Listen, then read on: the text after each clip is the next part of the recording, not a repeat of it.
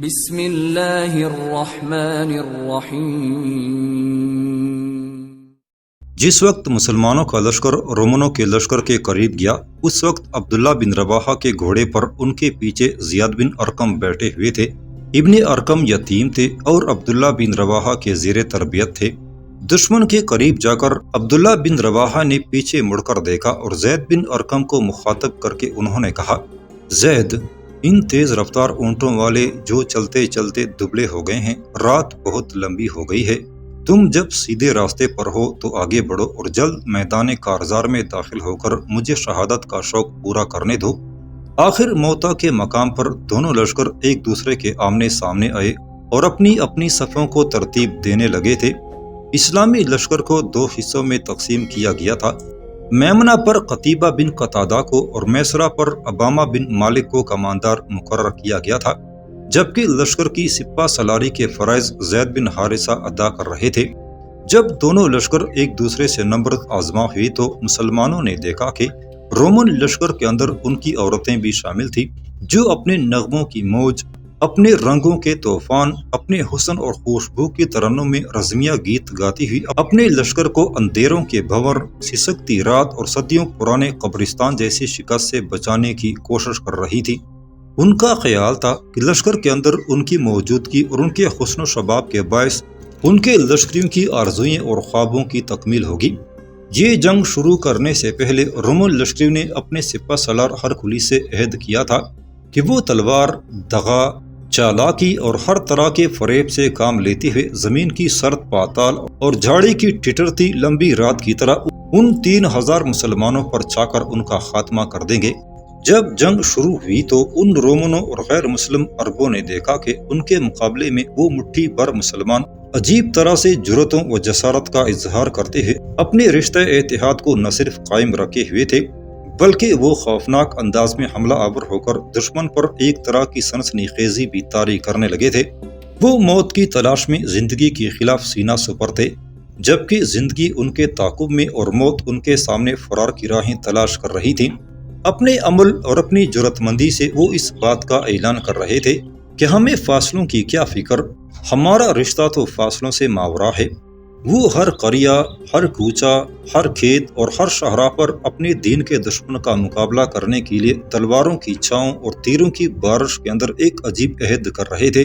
ان مسلمان مجاہدوں کے سامنے موت غم کی آندھی رات کی طرح خود کو ڈھونڈتی اور اپنے آپ کو تلاش کرتی پھر رہی تھی، لیکن وہ اپنی تلوار کی نوک سے اپنی ملت کی تاریخ کو مرتب کر رہے تھے۔ بہرحال وہ مٹھی بھر مسلمان 2 لاکھ لشکر کے سامنے عجیب سی جوامردی کا مظاہرہ کرتے ہوئے جبل کی صورت جم کر کھڑے ہو گئے تھے۔ مٹھی بھر وہ مسلمان رومنوں کے لیے جدائی کا دکھ اور مجبوری بن گئے تھے، اور ان کے راستے میں انہوں نے موت کی انگنت صلیبیں کڑی کر رکھ دی تھیں۔ عین اس وقت جبکہ جنگ کی بٹی خوب فیروزاں اور درخشاں تھی اور رومنوں کے اندر کا خبیث انسان اپنی پوری قوت سے جوش مار رہا تھا، مسلمانوں کے سالار زیاد بن حارثہ دشمن کے انگنت نیزوں سے زخمی ہو کر گر پڑے اور دم توڑ گئے۔ زیاد بن حارثہ کی شہادت کے بعد جعفر بن ابی طالب نے اسلامی لشکر کا علم اور سپہ سالاری سنبھالی۔ اپنے سرخ گھوڑے پر سوار وہ اپنے لشکر کی کمانداری کرتے ہوئے خون کے ابھرتے جوار بھاٹے، موجوں کے ابار اور سمندر کے تلاطم کی طرح حملہ آور ہوئے تھے۔ عجیب جرأت مندی سے اپنی ملت کا حساب چکا رہے تھے۔ جعفر بن ابی طالب نے دین کے دشمنوں کی حالت خراب کر کے رکھ دی تھی۔ آخر دشمن سے جنگ کرتے کرتے ایک موقع پر جعفر بن ابی طالب مکمل طور پر رومنوں کے نرغے میں آ پھنسے تھے۔ اس موقع پر وہ فوراً اپنے سرخ رنگ کے گھوڑے سے کودے، پھر خود اپنی ہی تلوار مار کر انہوں نے اپنے گھوڑے کی ٹانگیں کاٹ دی تاکہ ان کے فرار کا کوئی موقع ہی نہ رہے۔ پھر انہوں نے چاروں طرف بڑی تیزی کے ساتھ اپنی تلوار چلاتے ہوئے دشمنوں کو مخاطب کرتے ہوئے کہا، اے میرے نفس، خوش ہو جا کہ جنت تیرے اس درجہ قریب ہے، پاک اور ٹھنڈا ہے اس کا مشروب، اور تیرے دشمن وہ ہیں جن پر عذاب کا وقت بالکل قریب آ گیا ہے۔ یہ منکر ہیں، ان کے نسب بھی ہم سے دور ہیں۔ جب یہ ہم سے بڑے ہیں تو ہم پر واجب اور لازم ہے کہ انہیں تلواروں پر رکھ لیں۔ یوں دشمن کے گہراؤ میں جعفر بن ابی طالب چاروں طرف اپنی تلوار لہراتے ہوئے تھوڑی دیر تک دشمن پر ضربے لگاتا رہا۔ اچانک ایک ساتھ کئی تلواریں جعفر بن ابی طالب پر برسنے لگی اور ان کا دایاں ہاتھ کھٹ گیا جس میں وہ لشکر کا علم لیے ہوئے تھا۔ دایاں ہاتھ کٹ جانے کے باعث آپ نے بائیں ہاتھ سے اپنے لشکر کا علم سنبھالا، اور جب وہ بھی کٹ گیا تو اپنے دونوں بازو میں جھنڈے کو لے کر سینے سے لگا کر تھامے رکھا، اور اسی حالت میں آپ شہید ہو کر زمین پر گر پڑے۔ جعفر بن ابی طالب کی شہادت کے بعد سپہ سالاری کا عہدہ سنبھالنے کے لیے عبداللہ بن رواحہ کا نمبر آتا تھا۔ جب عبداللہ بن رواحہ نے دیکھا کہ جعفر بن ابی طالب شہید ہو گئے ہیں تو انہوں نے اپنے نفس کو مخاطب کرتے ہوئے بلند آواز میں کہا، اے نفس، میں نے تو اس بات کی قسم کھائی تھی کہ تو معرکہ جنگ میں ضرور مقابلہ کرے گا۔ سن لے، یا تو تجھے خود اتر کر مقابلہ کرنا پڑے گا، ورنہ تجھ سے یہ مقابلہ جبرن کرایا جائے گا۔ اگر لوگ واویلا کرتے اور گلوگیر ہو کر روتے ہیں تو یہ سب کچھ انہیں کرنے دے، مگر میں یہ کیا دیکھتا ہوں کہ تو جنت سے گھبرا رہا ہے۔ یہ تو وہ چیز ہے جس پر تو ایک مدت سے مطمئن ہے۔ اس کے بعد ایک سپہ سالار کی حیثیت سے عبداللہ بن رواحہ نے اسلامی لشکر کا علم سنبھالا۔ وہ بڑی تیزی سے کعبہ کاٹتے ہوئے اپنے سارے حیات بخش رنگوں کے ساتھ دشمن پر حملہ آور ہوئے تھے، اور رومنوں کو اپنے سامنے وہ شکار کیے جانے والے جانوروں کی طرح ہنکاتے ہوئے تاریخ کا قرض چکانے لگے تھے۔ دشمن پر تلخ حقیقتوں کے گہرے زخم لگا رہے تھے، اور ان کی بھیڑیا نما آنکھوں میں انہوں نے وحشت اور خوفزدگی برق رکھ دی تھی۔ عبداللہ بن رواحہ اپنی لشکر کی امیدوں کا مرکز بن کر ایک مضبوط برج اور کوہ گراں کی پتھر کی طرح مضبوطی کے ساتھ رومنوں کے سامنے جم گئے تھے۔ وہ رومنوں پر بحر محیط کی طرح حملہ آور ہو کر اور ان کے ساتھ وقت و اتفاق کا کھیل کھیلتے ہوئے اور انہیں آفات و آلام میں ڈالتے ہوئے ان کی عزت اور ان کی ناموس اور ان کی انانیت کو خطرات میں ڈبونے اور سمونے لگے تھے۔ عبداللہ بن رواحہ دشمن کو کاٹتے ہوئے ان کے اندر چلے گئے اور شہید ہو گئے۔ عبداللہ بن رواحہ کی شہادت کے بعد زید بن ارقم نے اسلامی علم کو سنبھال لیا، اور اپنی لشکریوں کو مخاطب کرتے ہوئے انہوں نے کہا،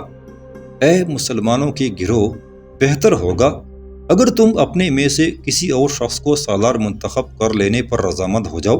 اس پر لشکر میں سے بہت سے لوگوں نے بلند آوازوں میں چلاتے ہوئے کہا، ہم آپ کو ہی اپنا سالار منتخب کرتے ہیں۔ اس پر زید بن ارقم نے پھر بلند آواز میں مخاطب ہو کر کہا، نہیں، میں یہ کام سر انجام نہیں دے سکتا۔ اس پر لوگوں نے متفقہ طور پر خالد بن ولید کو اپنا سپہ سالار اعلیٰ منتخب کر لیا تھا۔ خالد بن ولید اسلامی لشکر کے لیے امیدوں کا مظہر اور دلوں کی دھڑکن ثابت ہوئے۔ وہ جنگ اور لڑائی کے تمام مد و جزر سے خوب واقفیت رکھتے تھے، اور رزمگاہ کی امیدوں اور آلام سے بہرور بھی تھے۔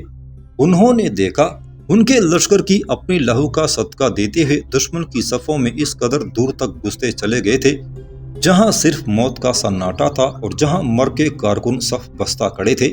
اب خالد بن ولید کے سامنے یہ مقصد اور مدعا نہ تھا کہ دشمن کے 2 لاکھ جرار لشکر کے سامنے اپنے 3000 مٹھی بر مجاہدوں کو کیسے لڑائیں، بلکہ ان کے سامنے سب سے اہم اور ضروری امر یہ آن پڑا تھا کہ ان کی لشکری دشمنوں کی صفوں میں دائیں بائیں اور آگے پیچھے خوب پھیل چکے تھے، اور ان کا دور دور پھیل کر دشمن کے اندر جا کر جنگ کرنا ان کے لیے ہی خطرناک ثابت ہو سکتا تھا۔ لہٰذا خالد بن ولید نے چاہا کہ سب سے پہلا کام جو ان کے کرنے کا ہے وہ یہ ہے کہ دشمن کے خلاف جنگ کرتے کرتے وہ اپنے سارے لشکریوں کو ایک جگہ جمع کر کے دشمن کے خلاف کوئی کارگر ضرب لگانے میں کامیاب ہوں۔ اپنے اس مقصد میں خالد بن ولید پوری طرح کامیاب و کامران رہے۔ انہوں نے اخوت، مساوات اور اتحاد کا درس دینے والے مجاہدوں کو اپنی طرف بلایا اور انہیں آواز دی کہ دشت عرب کے سپوتوں، میرے ارد گرد جمع ہو جاؤ، پھر دیکھو میں ان تاریک ویرانوں کے اندر دشمنوں کے دلوں پر کس طرح تالے اور ان کی آنکھوں پر کیسے پٹیاں ڈالتا ہوں۔ خالد بن ولید کی اس پکار اور اس آواز کا خاطر خواہ اثر ہوا، اور مسلمان لشکری دشمن کی لہو میں اپنی انگلیاں ڈبوتے ہوئے خالد بن ولید کے پاس آ جمع ہوئے،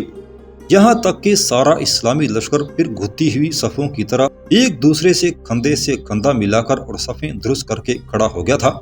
دوسری طرف جب رومنوں کے بادشاہ ہرکولیس نے دیکھا کہ مسلمان صرف 3000 ہونے کے باوجود اس کے 2 لاکھ کے لشکر پر کھاری اور بھرپور ضرب لگانے کے بعد پھر اپنے نئے سالار کے پاس جمع ہو کر ایک نئے انداز اور ایک نئے ولولے کے ساتھ ہم پر حملہ آور ہونے کا ارادہ کر رہے ہیں،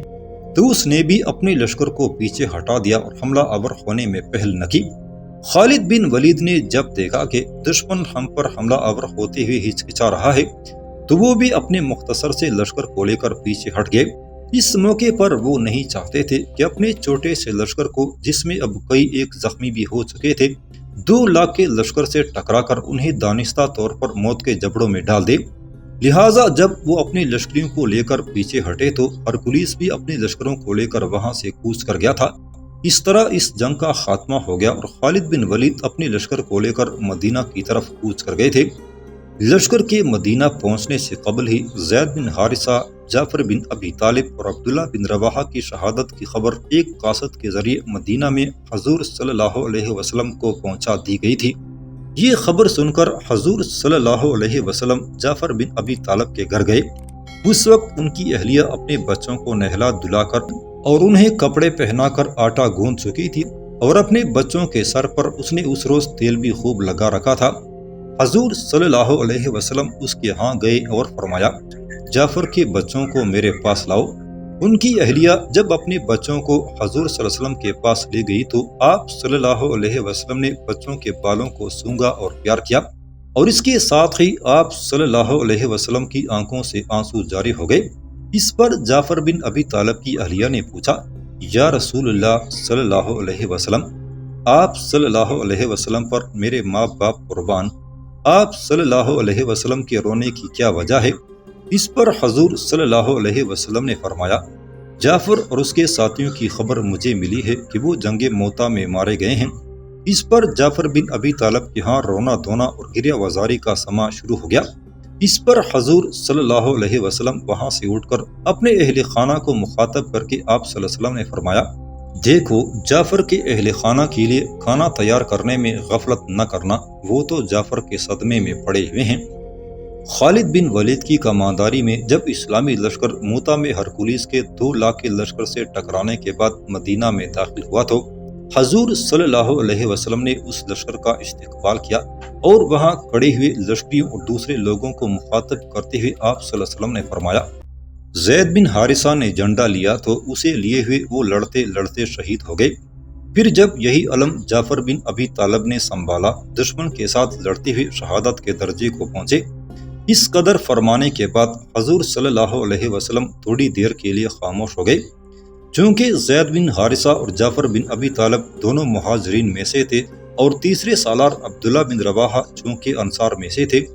हजूर सल्लल्लाहु अलैहि वसल्लम के रुख जाने पर अंसार के चेहरों का रंग मुतगय्यर हो गया। उन्हें ख्याल गुजरा कि अब्दुल्ला बिन रवाहा के करीब कोई ऐसी चीज तो नहीं थी जिसे नापसंद किया गया हो और हजूर सल्लल्लाहु अलैहि वसल्लम उसका इजहार नहीं फरमा रहे। थोड़ी देर के बाद हजूर सल्लल्लाहु अलैहि वसल्लम ने फरमाना शुरू किया। इसके बाद अब्दुल्ला बिन रवाहा ने इस्लामी लश्कर का झंडा लिया और वो भी लड़ते लड़ते शहीद हो गए। ये सुनकर अंसार के चेहरों पर रौनक और खुशी फैल गई। इसके बाद हजूर सल्लल्लाहु अलैहि वसल्लम ने फिर अपना सिलसिला कलाम जारी रखते हुए फरमाया, ऐ लोगो, जिस तरह एक सोने वाला ख्वाब देखता है, ऐसे ही मैंने इन तीनों को भी जन्नत में इस हालत में देखा है कि उनके सामने सोने का तख्त था।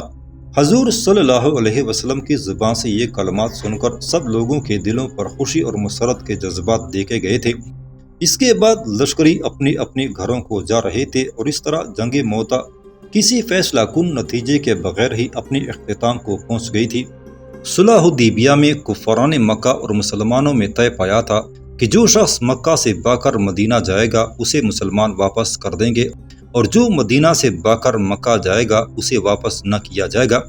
इस शर्त का असर ये हुआ कि वो लोग जो मक्का में इस्लाम कबूल कर चुके थे और कुफारान मक्का ने जबरदस्ती उन्हें रोक रखा था, वो भाग बाकर मदीना के बजाय ईस नाम की बस्ती में अबू बसीर के पास जमा होने लगे। और जब उन लोगों की तादाद 70 के करीब हो गई और उन्होंने कुफारान कुरैश के तिजारती काफिलों को अपना हदफ और निशाना बनाना शुरू किया तो मक्का के लोग चौंके और उनके जहनों में ये खदशात पैदा हो गए थे कि अगर अबू बसीर अपने साथियों के साथ इसी तरह उनके तिजारती कारवान पर शब खून मारते रहे तो वो वक्त दूर नहीं जब अहले मक्का बिल्कुल कलाश और मफलूज होकर रह जाएंगे। लिहाजा अहले मक्का के रोसां ने मिल बैठकर ये फैसला किया कि किसी न किसी तरह इस अबू बसीर और उनके साथियों से निजात हासिल करनी चाहिए ताकि उनके तिजारती कारवान मक्का और शाम और फलस्तीन में आज़ादी और अमन के साथ नकुल हरकत कर सकें।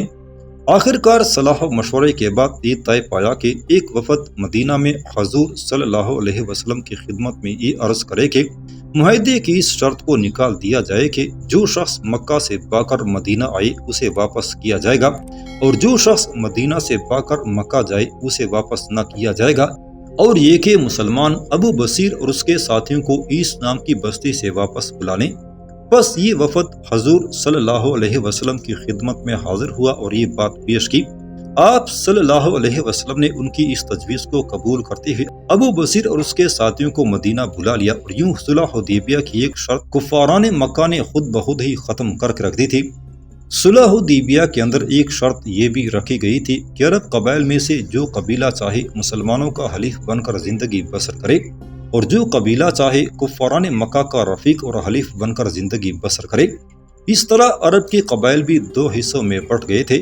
اس شرط کے نتیجے میں مکہ کے دو قبائل بنو بکر اور بنو خزامہ میں سے بنو بکر کفاران مکہ کے رفیق اور دوست بن گئے، جبکہ بنو خزاعہ مسلمانوں کے حلیف اور ساتھی ہو گئے تھے۔ ایسا کرنے سے ان دونوں قبائل میں پرانی دشمنیاں پھر سے بحال ہو گئی تھیں۔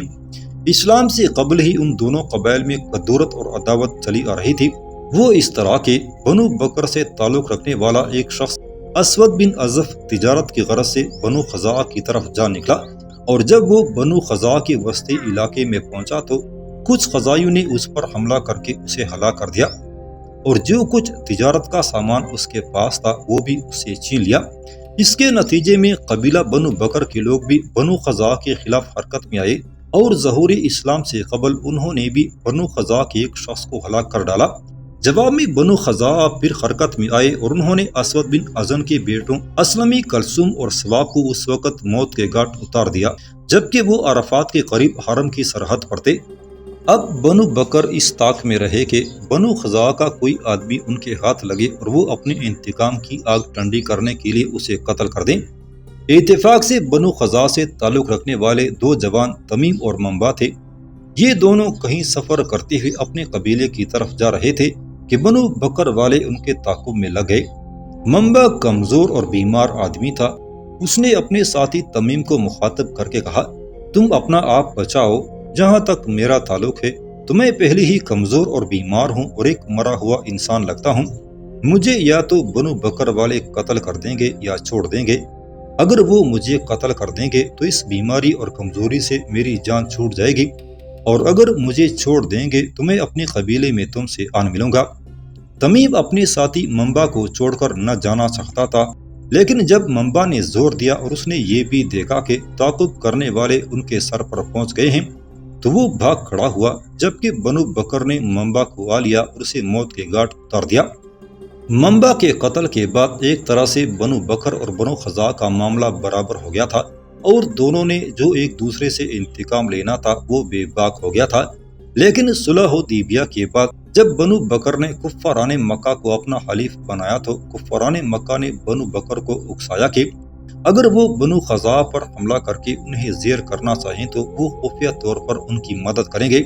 قریش مکہ کی اس یقین دہانی پر بنو بکر بنو خزاعہ کے خلاف شیر ہو گئے، لہٰذا انہوں نے اپنے سردار نوفل بن معاویہ کی سرکردگی میں ایک رات بنو خزاعہ پر شب خون مار دیا۔